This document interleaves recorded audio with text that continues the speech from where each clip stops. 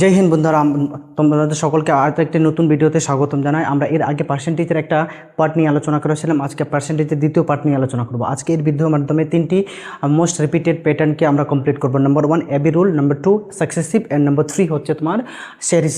প্রত্যেকটি প্যাটার্নে দুটো করে কোশ্চেন রাখা হয়েছে যাতে বুঝতে অসুবিধা না হয়, এই জন্য প্রত্যেকটি প্যাটার্নের উপর দুটো করে কোশ্চেন রাখা হয়েছে।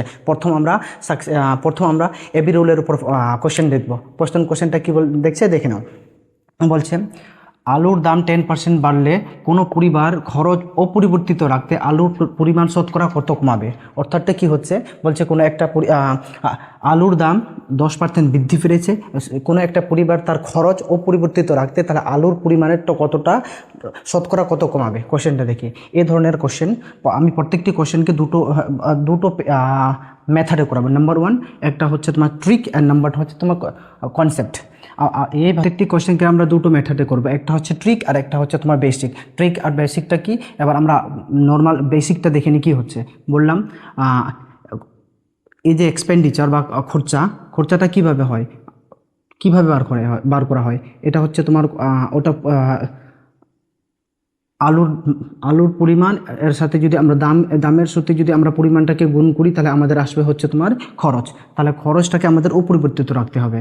আর কত পার্সেন্ট বেড়ে গেছে এটা দামটা আগেটা আমরা ওল্ড দিয়ে দেখাচ্ছি, ওটা নতুনটা হচ্ছে নিউ দিয়ে। 10%-এর ফ্র্যাকশন ভ্যালু 1/10। যদি 1/10 আগে ছিল 10, এখন হয়ে গেছে 11। এবার বলছে তার খরচটা অপরিবর্তিত রাখতে হবে। খরচটা অপরিবর্তিত, আগে ছিল 1 এখন 1।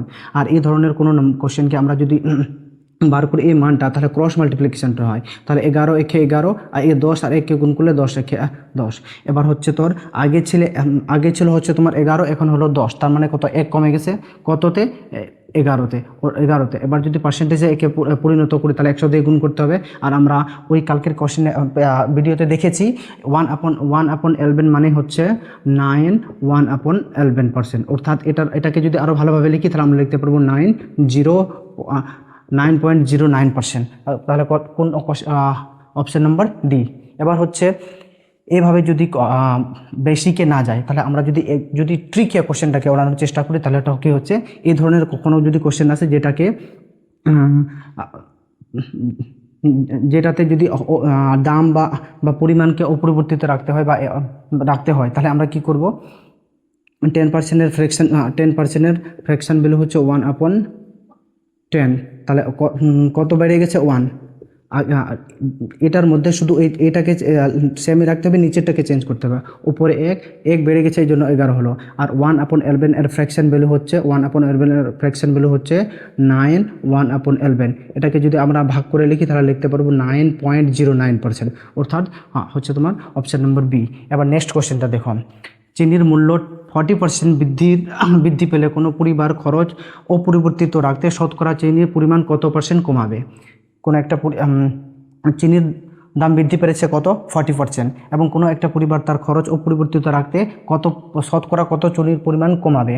একদম সেম কোশ্চেন। এটাও একটা হচ্ছে বেসিক, একটা হচ্ছে তোমার ট্রিক। বেসিকে আগের দাম, এটা হচ্ছে পরের দাম। এটা 40%-এর ফ্র্যাকশন ভ্যালু হচ্ছে 2/5। এটা হচ্ছে তোমার আগে ছিল 5, এখন 2 বেড়ে গিয়ে কত হয়ে গেল 7। এবং আমার অপরিবর্তিত রাখবো নিচের মানটা, অর্থাৎ এই দুটো রেশিও সমান হবে। এটাকে এটাকে আনার জন্য দুটোকে ক্রস মাল্টিপ্লিকেশন করতে হয়। এটা হচ্ছে 5 একে 5, 7 একে 7। এবার বলো দেখো, 5 থেকে 7 হয়েছে, 7 থেকে 5 হয়েছে, মানে কমে 2 হ্রাস হয়েছে। 2 কততে, 7-এ। 7 একে যদি পার্সেন্টে পরিণত করি তাহলে আমরা 100-তে গুণ করব।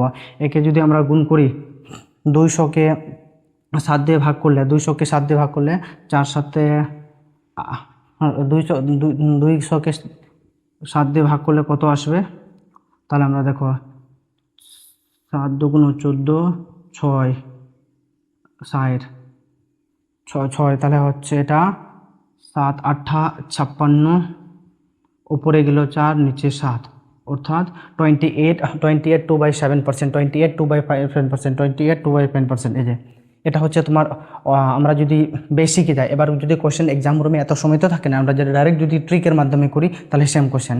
এই যে 40% এর ফ্র্যাকশন ভ্যালু কি 2/5, আগে 2 ছিল, শুধু এটাতে বেড়ে গেছে, উপরেরটা নো চেঞ্জ হবে, উপরে 2 ছিল নিচে হয়ে গেছে 7। আমরা জানি 2/5কে 2/7 কে যদি পার্সেন্টেজ ভ্যালুতে পরিণত করি তাহলে এটা 200, এটাকে ভাগ করলে হয়ে যাবে আমাদের 28/4 আর 20/7 এত পার্সেন্ট, 28/4/7%, যে অপশন নাম্বার বি। এবার নেক্সট প্যাটার্ন, চলো নেক্সট হচ্ছে আমাদের চলো নেক্সট হচ্ছে পার্সেন্টেজের নেক্সট প্যাটার্ন, তার নাম হচ্ছে সাকসেসিভ। এই সাকসেসিভের ওপর প্রতি এক্সামে কোশ্চেন আসে থাকে। তাহলে কোশ্চেনটা কী লাগছে, কোনো আয়তক্ষেত্রের দীর্ঘ কোনো 15% কমানো হলে এবং প্রস্থ 10% বাড়ানো হলে তার ক্ষেত্রফলের উপর কী প্রভাব পড়বে। এই কোশ্চেনটা হচ্ছে ডব্লিউবিপির প্রিভিয়াস ইয়ার কোশ্চেন। শুধু এই যে কোশ্চেনটা ডব্লিউবিপিতে আসে তার মানে না, এই যে কোশ্চেনের উপর কোশ্চেন, এই যে প্যাটার্ন, এই টাইপের কোশ্চেনগুলো প্রত্যেকটা এক্সামে আসে থাকে। তার জন্য আমরা দেখি এই কোশ্চেনটাকে কীভাবে সলভ করা যাবে।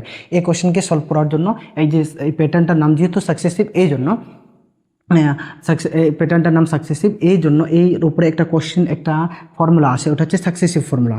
এই ফর্মুলাটা হচ্ছে a plus B plus minus AB/100, AB/100। এটা আমরা যদি এই জাস্ট এর মানগুলা যদি বসার চেষ্টা করি, এ মানে হচ্ছে প্রথম পার্সেন্ট আর বি মানে হচ্ছে দ্বিতীয় পার্সেন্ট।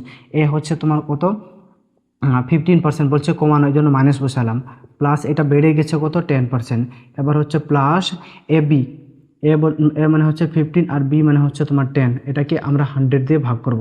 0 দিয়ে 0কে কাটলাম, 15কে 10 দিয়ে ভাগ করলে হয়ে যায় 1.5।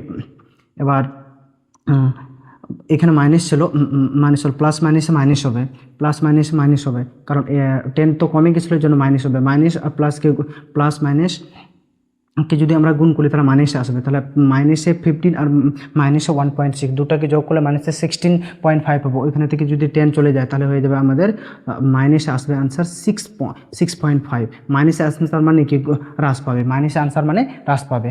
কথা হচ্ছে তোমার 6.5 হ্রাস পাবে, আমাদের অপশন নাম্বার ডি। চলো আমরা নেক্সট কোশ্চেন দেখি। এই সাকসেসের উপর নেক্সট যে ওই সেম প্যাটার্নের উপরে কোশ্চেনটা সেট করা আছে। বলছে আকাশের মাসিক আয় প্রথমে 40% বৃদ্ধি করা হলো এবং পরে 40% হ্রাস করা হলো, তাহলে তার আয়ে 40 অপশন নম্বর এ 16% বৃদ্ধি পাবে, 16% হ্রাস পাবে, 20% বৃদ্ধি পাবে, না অপরিবর্তিত থাকবে। কোশ্চেনটাকে একবার পড়ার চেষ্টা করি। কী বলছে, আকাশের মাসিক আয় প্রথমে 40% বৃদ্ধি করা হলো এবং পরে 40% হ্রাস করা হলো, এবং তাহলে তার আয়টা কি হবে, 16% বৃদ্ধি পাবে, 16% হ্রাস পাবে, 20% বৃদ্ধি পাবে, না অপরিবর্তিত থাকবে। কোশ্চেনটা সাকসেসিভ মানে তখনই আমরা সাকসেসিভ ফর্মুলাটা প্রয়োগ করব যখন দুটো পার্সেন্টেজ একসাথে দেওয়া থাকবে।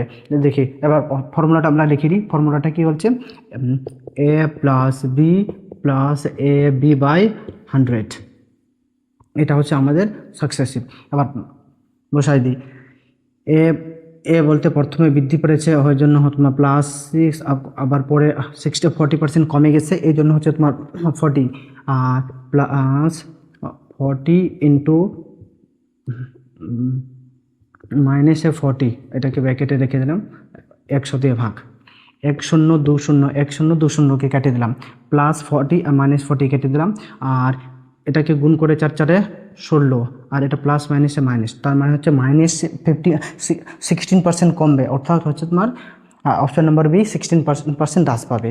এবার আমরা যদি চাই, যদি পার্সেন্টেজটা এভাবে থাকে দুটো, তাহলে আমরা সাকসেসিভ ফর্মুলা প্রয়োগ করবে। কিন্তু আরেকটা ট্রিক আছে, যদি পার্সেন্টেজটা বা কোনো হ্রাস বৃদ্ধি সবসময় যদি সেম থাকে, 40% বাড়লো 40% কমলো, 60% বাড়লো 60% কমলো, 20% বাড়লো 20% বৃদ্ধি পেলো, এই ধরনের কোশ্চেন যখনই থাকবে আমরা একটা ট্রিক ব্যবহার করবো। একটা ট্রিক আছে, ওটা হচ্ছে x² / 100। এক্স স্কোয়ার বাই 100, এই এক্স মানে হচ্ছে তোমার ওই যে পার্সেন্টেজটা 20% 50% 40%। তাহলে আমাদের এই কোশ্চেনে কত ছিল 40% বেড়েছে এবং 40% কমেছে। তাহলে আমরা 40% বলতে হচ্ছে তোমার এই এক্স মানে হচ্ছে তোমার 40। আমরা যদি দেখি 40 স্কোয়ার বলতে হচ্ছে 40 × 40/100, 1 0 2 0 কেটে দিলাম। তাহলে আমরা যদি লিখি তাহলে 4 4 16। আর মনে রাখতে হবে যখন দুটো নম্বরকে সেম একবার 10% বাড়াবো 10% ঘটাবো তারপরেও মাইনাস হবে। আর যদি 20% বৃদ্ধি করায় আর 20% হ্রাস করায় তারপরেও সবসময় হ্রাস হবে, সবসময় মাইনাস আসবে, সবসময় ডিক্রিজ হবে। তাহলে এই আনসারটা হচ্ছে তোমার -16%, মানে এটা হচ্ছে তোমার অপশন নম্বর বি, 60% হ্রাস পাবে। এবং নেক্সট প্যাটার্নটা আবার আমরা দেখে নিচ্ছি। চলুন এবার হচ্ছে তোমার নেক্সট, প্রথম আমরা দুটো কোশ্চেন আলোচনা করলাম এবি রুলের উপর, দুটোর কোশ্চেন আমরা আলোচনা করলাম সাকসেসিভের উপর, আর দুটো নেক্সট যে 3 নম্বর পার্টটা আমরা রেখেছিলাম সিরিজ, ওই সিরিজের দুটো কোশ্চেন আমরা আলোচনা করব। এই চ্যাপ্টারও খুব ইম্পর্টেন্ট। সিরিজ কনসেপ্টটা কি, যখন বলবে কোনো এক অর্থ এক বছর এত বৃদ্ধি পেলো, দ্বিতীয় বছর এত বৃদ্ধি পেলো বা হ্রাস পেলো, তারপরে এত হয়ে গেছে, তো একবার একটা ট্রেন্ডিং বৃদ্ধি পেলো কম পেলো এরকম করতে করতে একটা স্থান এক সময় থেকে আরেক সময়ের যদি মান বার করতে বলে, তাহলে সেই সময় ওই ধরনের কোশ্চেনগুলোকে আমরা সিরিজের কনসেপ্টটা ক্লিয়ার করি। দেখি কোশ্চেন পড়লে আরও কনসেপ্টটা ক্লিয়ার হবে। কি বলছে, একটি স্কুটারের দাম 70,000 টাকা। স্কুটারের দাম প্রথমে 12% বাড়ে এবং পরের বছর যদি প্রথম বছর যদি 12% বাড়ে এবং পরের বছর যদি 16% কমে, তাহলে স্কুটারের বর্তমান দাম কত? একটা স্কুটারের দাম প্রথমে ছিল 70,000 টাকা এবং প্রথমে বাড়ছে 12% এবং পরে কমে গেছে হচ্ছে তোমার 16%। তাহলে বর্তমানে স্কুটারের দাম কত? এটা হচ্ছে তোমার পিওয়াই কোশ্চেন হচ্ছে। এবার আমরা দেখি কোশ্চেন কি বলছে। উত্তর অপশন বলছে এ নম্বর হচ্ছে 68,500, 65,856 আর 70,859 আর হচ্ছে তোমার 75,800। এবার কোশ্চেনটাকে দেখার চেষ্টা করি। এটা কি বলছে, কোনো এক টাকা ছিল, এটা এত বাড়লো এবং পরে বাড়লো, তাহলে কত হবে? এই প্রকারে যখনই কোশ্চেন থাকবে বা কোনো একটা মূল্য ছিল এরকম করতে বাড়তে আজকে এত হলো, এটারও মান যদি দেওয়া থাকে বা এটারও মান দেওয়া থাকে, তাহলে ওই ধরনের কোশ্চেনগুলোকে আমরা সিরিজ কনসেপ্টে করব বা সিরিজ কনসেপ্টে করব। চলো কোশ্চেনটাকে বার করার চেষ্টা করে। আমি তো স্কুটারটার দাম কত ছিল? 70,000 টাকা। স্কুটারের দাম কত ছিল? 70,000 টাকা। এই যে 70,000 টাকা, তারপরে প্রথমে কি হলো, 12% বেড়েছে, 12%। তাহলে 100%-এর বিষয়টা 12% বেড়ে গেলেও তার মানে হচ্ছে 112। এরকমই আবার পরের বছর কি বলছে, বিষয়টা হচ্ছে মানটা ছিল 100 এবং দ্বিতীয় বছর কি হয়ে গেছে, 16% কমে গেছে। 16% মানে হচ্ছে তোমার 100-এ 60% কমে যাওয়া মানে 84%। এবার আমরা যদি কাটাকাটি করে দেখি 1 2 3 4 উপরের 4টে শূন্য দিয়ে 1 2 3 4 নিচের 4টা শূন্যকে আমরা কাটবো। এবার যদি ক্যালকুলেশন সিরিজে একটাই সমস্যা, সেদিকে অনেক লম্বা ক্যালকুলেশন করা হয়, কিন্তু আমরা যদি ইউনিট ডিজিট বা অ্যাপ্রক্সিমেট বা ডিজিট সাম দিয়ে যদি কোশ্চেনটাকে সলভ করতে পারি তাহলে হবে। এবার দেখি তো ডিজিট সাম দিয়ে অঙ্কটা সলভ করে যাবে। 4 2 8 7 8 56। হ্যাঁ, একমাত্র একটা ডিজিটে লাস্ট নাম্বার আছে 56, সেটা হচ্ছে আমরা আনসারটাকে ঠিক করতে পারি।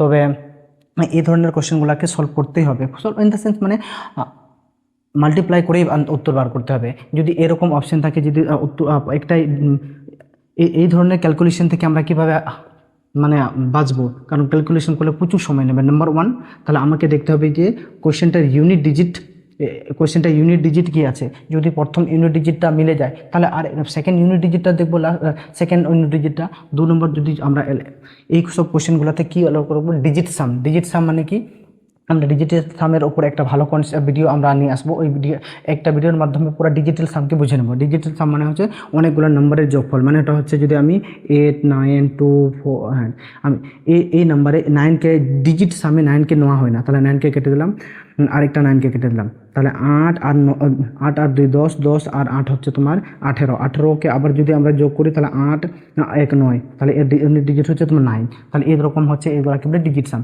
যে ডিজিট সাম দিয়ে অঙ্কগুলোকে করানো যায়, তাহলে ডিজিটাল সাম বা অন্য একটা 3 নম্বর যদি মেথড আমরা এখানে ফলো করতে পারি, তা সেটা হচ্ছে তোমার অ্যাপ্রক্সিমেট। এর কতটা অ্যাপ্রক্সে যাচ্ছে, ওই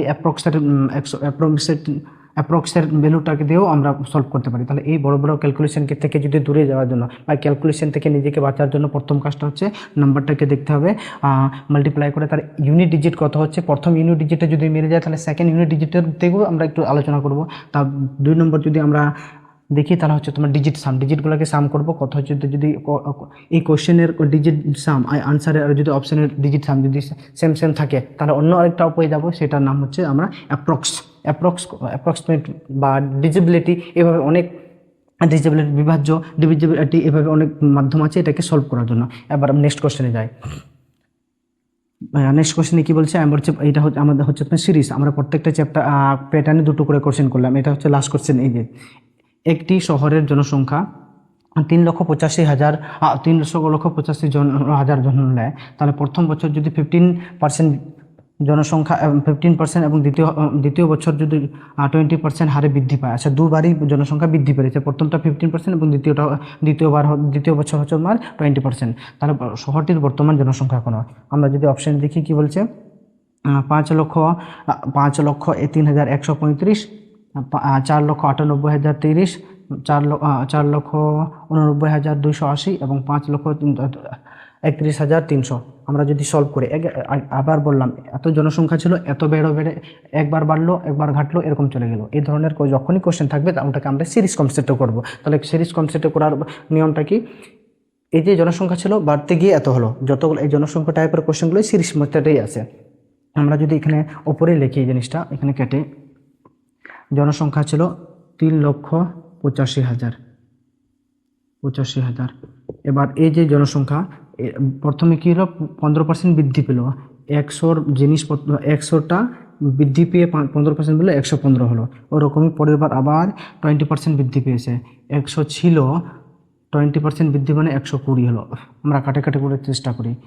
1 2 3 4, উপরে 4টা শূন্য, 1 2 3 4, নিচের 4টা শূন্যকে কাটলাম।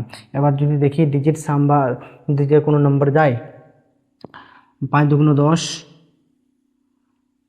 5 দুগুণ 10, 10 পাচ্ছে 50, ডিজিট 0। আবার যদি যা হয় তাহলে এগুলোকে সাইডে আমাকে মাল্টিপ্লাই করতে হবে। সাইডে তাহলে আমাদের মাল্টিপ্লাই করতে হবে, কোশ্চেনটাকে মাল্টিপ্লাই করে কি আসতেছে, বড়ই হবে মানে মাল্টিপ্লাইটা কি হচ্ছে, এই ধরনের কোশ্চেনগুলো সব থেকে মেন সমস্যা হচ্ছে মাল্টিপ্লাই করতে হবে। 85কে যদি 12 দিয়ে আমরা গুণ করি তাহলে কি হবে, 5 12 60, এ হলো 6, 96 আর 6 হচ্ছে 102, 36 আর 10 হচ্ছে তোমার 46। এবার এটাতে আমরা গুণ করব 115 দিয়ে। 115 দিয়ে যদি আমরা একে গুণ করি,